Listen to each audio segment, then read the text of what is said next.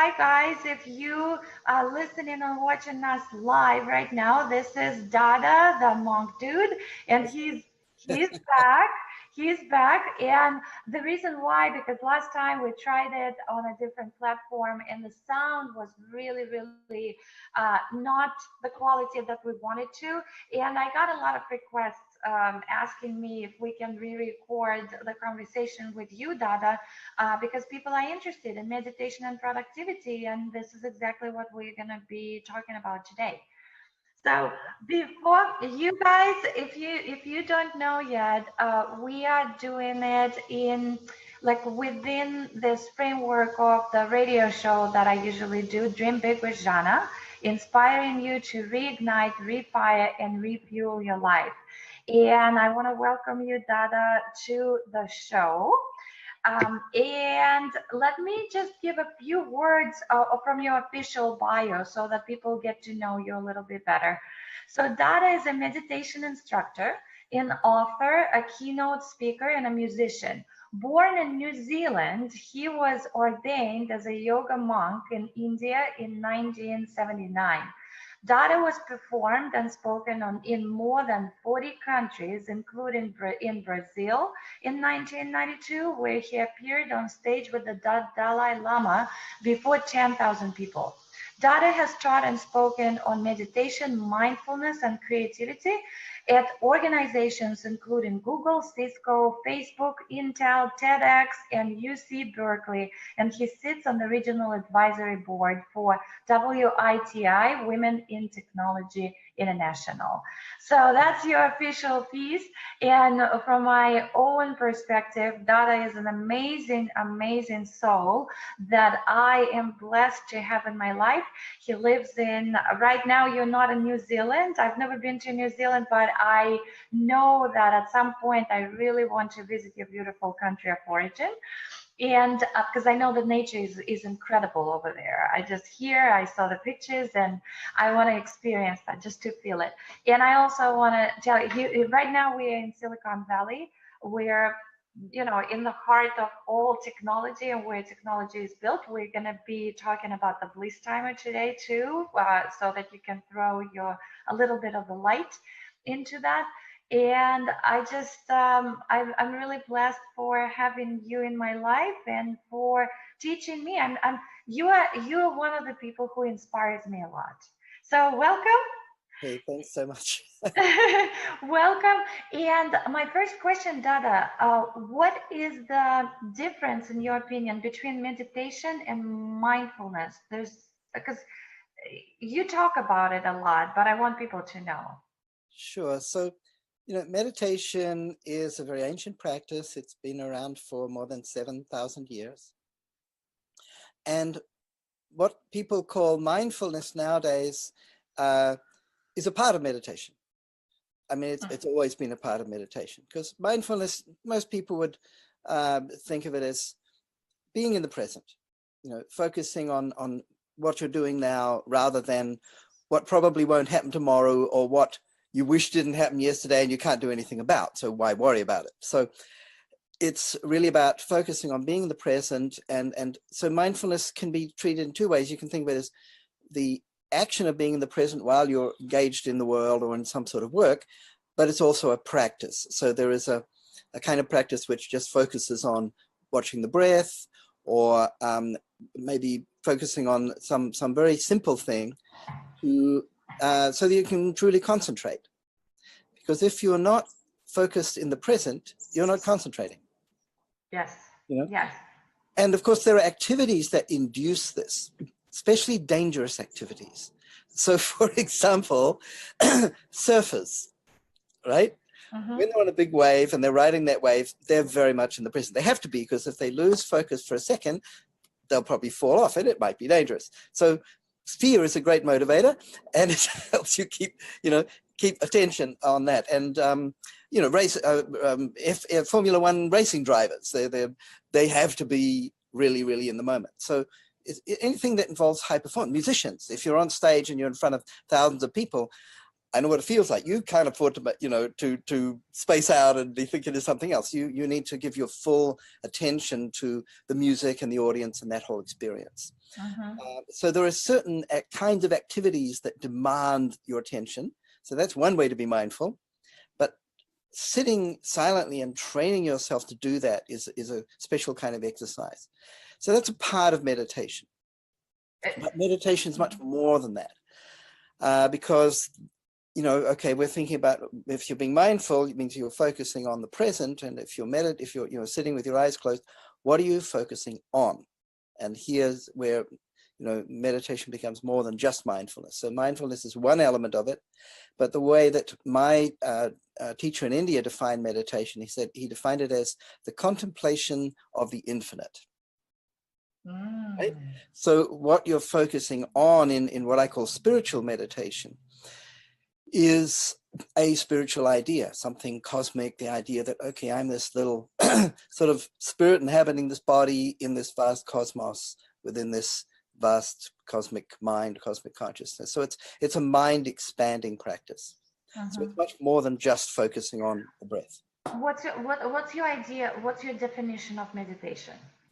I just told you, it's the contemplation of the infinite. Yes, you said that's what the guru, right? The teacher from India teaches you. I also love it. When I think once I heard that definition from you, that it's focusing on one thought. Okay, so holding one there are lots of different definitions. That's why, because a lot of the reason I'm asking is because a lot of people are afraid of the word meditation when they hear it, because they think that they have to force themselves to think about nothing, and that's really difficult to do. I mean, is it possible to do? People fail at that, and nobody wants to fail. So sure. So let me expand on that a little. So yeah, I remember in our one conversation we had, I said that instead of thinking about many things, meditation is thinking about one thing. So this is different from the idea that a lot of people have, is that meditation is thinking about nothing. And that's a very confusing and misleading concept. As you say, it's pretty much impossible to think about nothing or to stop thinking, because the mind is a thinking machine. It's designed to think. But what we can do is focus our attention on one idea. So essentially, in describing the method of meditation, it is essentially focusing on one idea. So meditation is concentration in the broad sense. When I talk about spiritual meditation, I get more specific about what are you focusing on. So you usually, at least in the beginning, we use what's called a mantra. So a mantra is a word or a phrase, and that becomes your focus. And then the meaning behind the mantra is this mind expanding cosmic idea or blissful idea. So because what you focus on, your mind adopts the shape of what you focus on. If you close your eyes and think of an elephant, your mind literally adopts the shape of an elephant and you see it inside your mind. Now, the mind is kind of plastic. I mean, there's this new science of neuroplasticity, which a lot of people are, very excited about, because it's transformed our view of how the mind works and how we can begin to change ourselves by managing the way that we think, by where we focus our attention, by managing the way we feel. When I was a kid in school, but back in millions of years ago, we were taught that the brain. Not millions, you look young, come on. When we were taught that the brain is fixed, that once you reach adulthood, it doesn't change. And, I remember our parents telling us, oh, you mustn't drink alcohol because alcohol destroys your brain cells and they're not going to grow back because the brain is fixed. And actually, because they also drank alcohol, so that didn't have much impression. But I'm not recommending you drink alcohol, I don't, but the brain is not fixed. It changes all the time, and it changes as a result of our thinking. Got it. Think about leaves an impression, and if you think about it repeatedly, it can create a kind of a groove, like a default groove, and that's what it's called. It's called a neural pathway in purely physical terms, but that's reflected in the mind. So what we focus on a lot, that becomes our default way of thinking and feeling. Dada, because the listeners and the viewers, they would be interested about what is it that what's the relationship between the meditation and maybe the amount of meditation that you do during the day and the productivity. Can the practice of meditation increase the productivity? Possibly. Possibly. So it's not the only answer, but it's one of. Oh, it can help a lot, because think about when you're at your best, when you're doing when you're working on the thing you love doing, or you're very good at, or hopefully both. When are you most productive? When you're concentrating, when you're focused, when you're not distracted. So meditation is a concentration exercise. It'll improve your concentration, and that of course has this spillover effect that it improves your ability to focus and therefore be productive. But there's a lot more to it than that. And the aspect of productivity that interests me most is creativity. So the generation of new ideas and creating new things, because that's something that's uniquely human. Yes. Yes. Even artificial intelligence can't do that, right? So one you can say creativity is a subset of productivity. So meditation helps us to tap into the natural creative part of ourselves. It kind of takes you into that place. And what I've found as a musician and a creative writer is that it's transformative. I mean, it's had a tremendous benefit for me in writing music and writing books and articles and all the kind of work I do. Did you get some of your creative ideas, like the most creative, the most viable ideas for you during the meditation? Did it happen? Sometimes, or sometimes outside of my form of meditation, but it's a kind of, you can feel that it's kind of result of the meditation, especially over time. For me, it happened pretty quickly because I jumped into meditation with both feet. I mean, within 2 weeks of really learning this kind of meditation, I was meditating 2 hours a day, every day. And that's a lot for a beginner. And that was, when I was just 19. And what I found within weeks was that it had a huge effect on my music. And I was feeling completely different about the way I played music and writing poetry. And there was this flood of ideas. It's kind of been like that ever since, to varying degrees.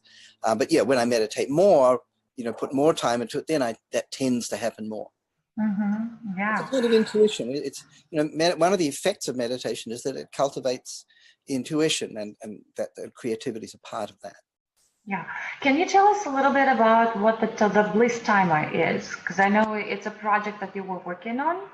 Sure. Well, I'm living in Silicon Valley. We both are, and we're surrounded by technology and technology companies. And though I'm not trained in that, I'm very fascinated with technology and the power of it to amplify what we do and to reach more people and spread good ideas and practices like meditation, which is, I think, a very good idea. So now there's quite a lot of meditation apps for phones and tablets. And I use one myself. I like it. It's called the Insight Timer. And that has in it, many different kinds of meditation. But as a teacher, I wanted an app that I can give to my students and say, okay, this is our practice. And also I can share that with our other teachers, because I'm just one of about 800 teachers around the world who teach this practice. So we have a big network of teachers, and I'm creating the app for us. So with my little team of people who actually understand this stuff, I can only create the content, right? But I have some of my students who really are good at this, and they're creating this meditation app. It's called the Bliss Timer, and it'll include the special music that we use, the chanting and the mantras, and you'll be able to set up your own little meditation experience. And I'm really looking forward to the day. It should be in November, when I can give it to my students or anybody who attends one of my programs. So, take out your phone, you can download this free app, and it'll help you to meditate at home and develop. And you're using your voice and your music. I mean, not necessarily your music, but the mantras that are sung by you in that app, because you're a great musician. Just curious. Some of it will be from me, but we have a number of good musicians and teachers, and I'll be adding content from other teachers as well over time. Mhm. But that's what I can't And do. is it gonna be good for beginners and for the advanced students? So it doesn't matter what level of um, mastery they've achieved in meditation, Actually, yeah. I is mean, it? we're making a version content for children as well. So your daughter's Cool. starting to meditate, and we're excited Yeah. about that. So I got inspired by her and by some other children that I teach to make some special guided Hmm. meditation for children, and they can change, they can adapt the timer. So if they're only going to meditate for 5 minutes, that's an option, or if they want to meditate for an hour. So it's very adaptable to people at different levels. Beautiful. Yeah, thank you. We're looking forward to that, Me guys. too. Remember, yeah, the Bliss Timer. We're gonna make an announcement when it's out there. I will invite you again to this Dream Big with Zhanna so that you can tell the world about it. Dada is a great meditation teacher. Dada, with that, I have a question. How did you come up with this really cute and catchy brand, Dada the monk dude? Because that's what attracted me to you in the first place. I'm like, Really? who is that guy? Yes, I didn't know yes, that. yeah. It was like Dada the monk dude, and you were wearing orange clothes, and you had a book.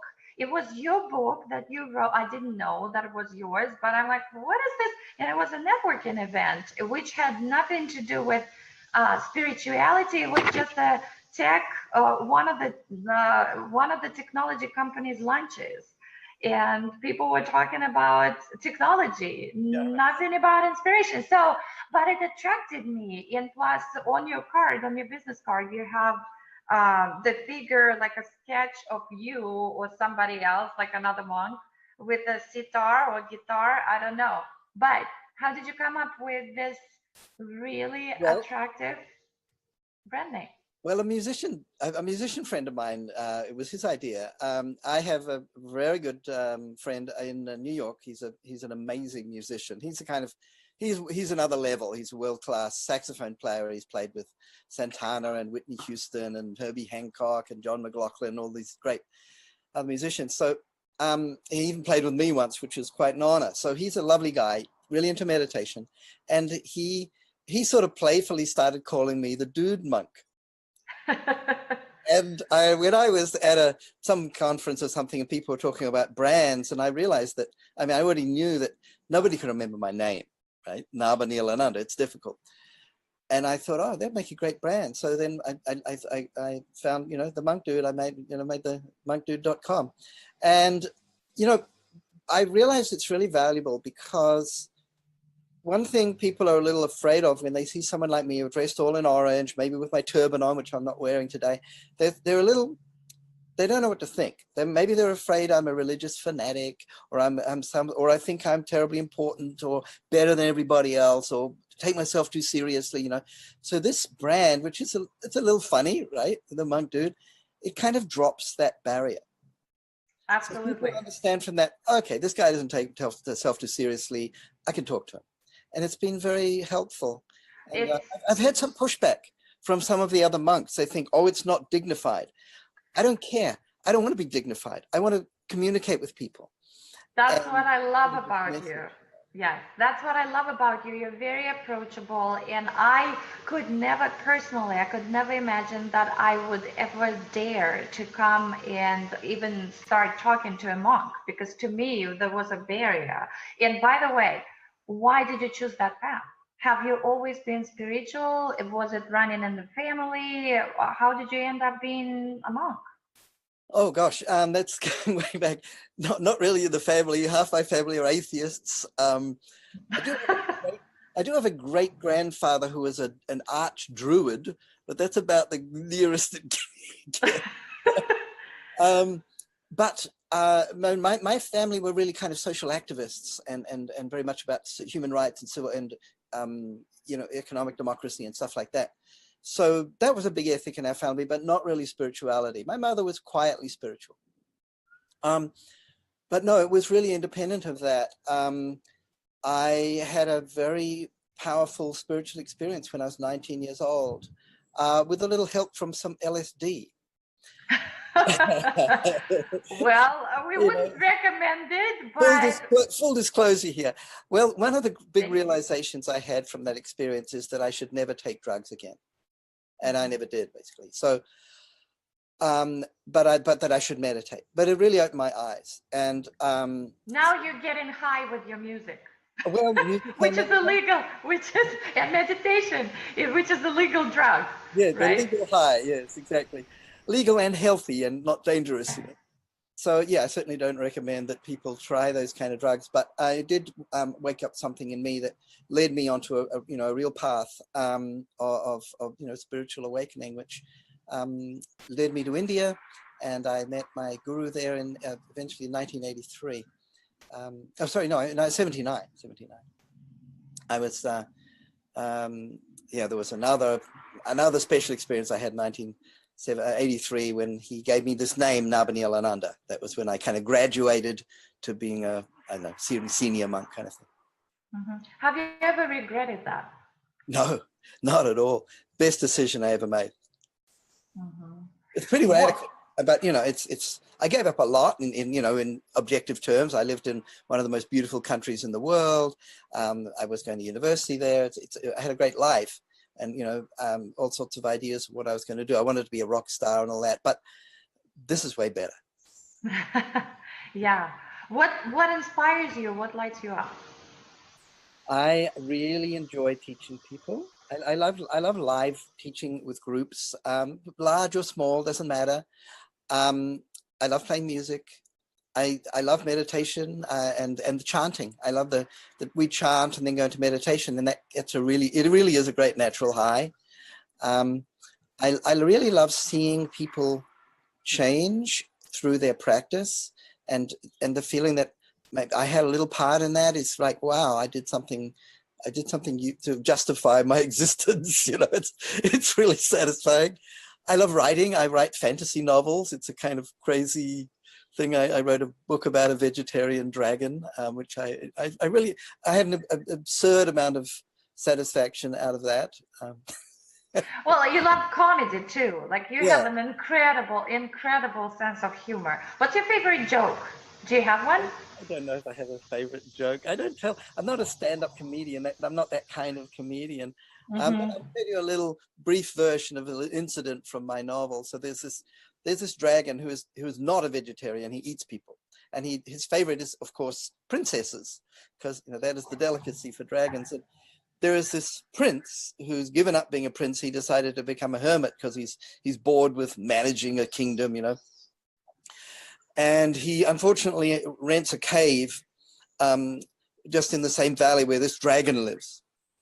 And he meets the dragon, and he realized, somebody's actually advised him, another hermit advised him, if you bump into the dragon, the only possible way out is to convince it to become a vegetarian.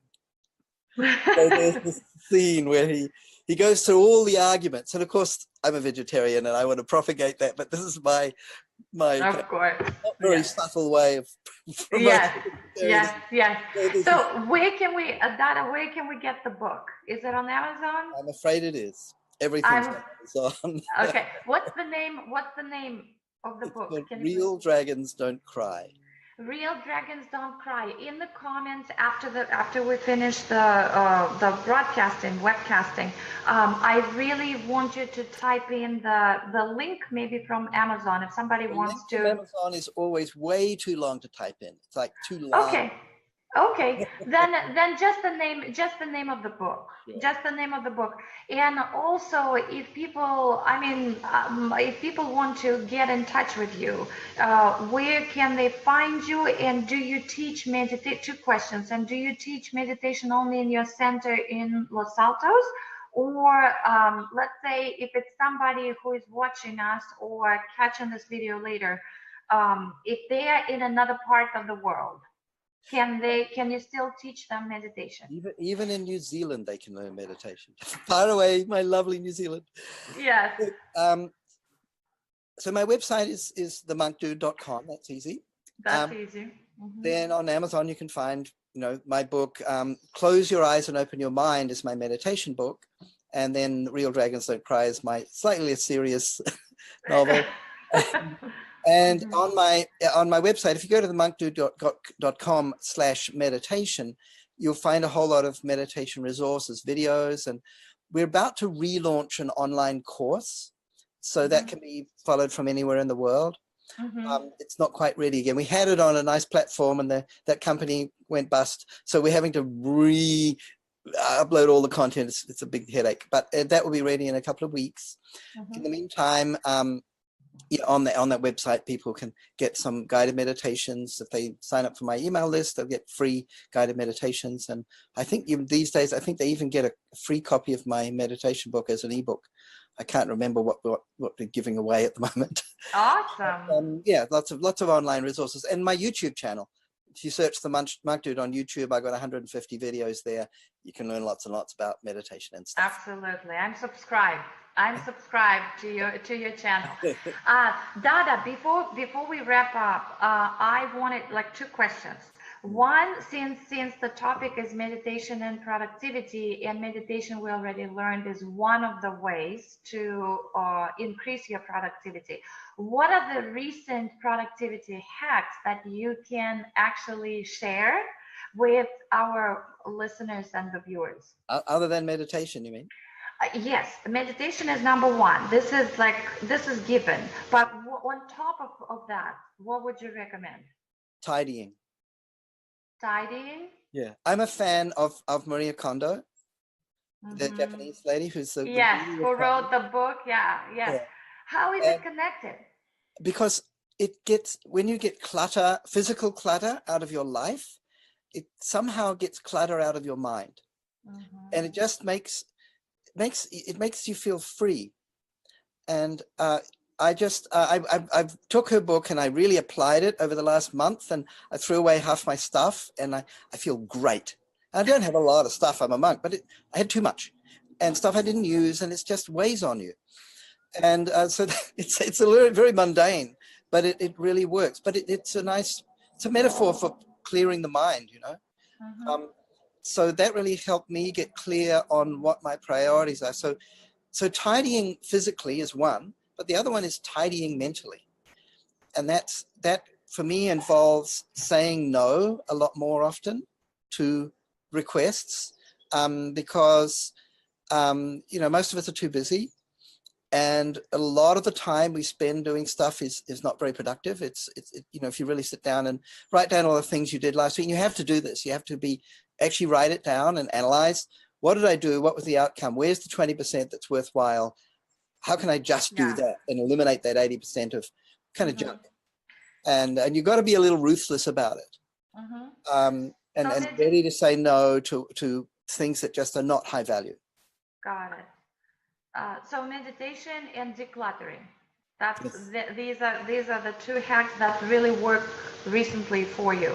Okay, well, that's valuable. And another question that I have, I know that in this culture, in the American culture, well, you and I, we're not Americans, so let's just jump into the Russian. You know what it's like when we have our group meditations, there's like 20 people in the room and 2 of them are from America.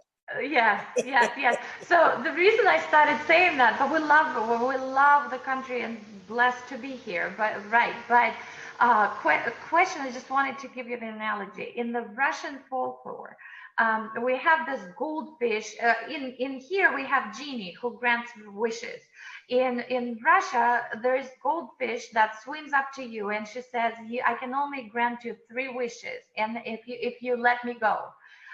When you're fishing and you catch this goldfish. So if you were to catch this goldfish and she would come out of the water and she says, "Dada, I can grant 3 wishes for you," what would that be? Oh gosh. This is dangerous, Okay. Well, we'll find out. Okay, the only, in our spiritual teaching, we say the universe is managed by the ultimate manager. So it's not my job to tell God how to run the universe.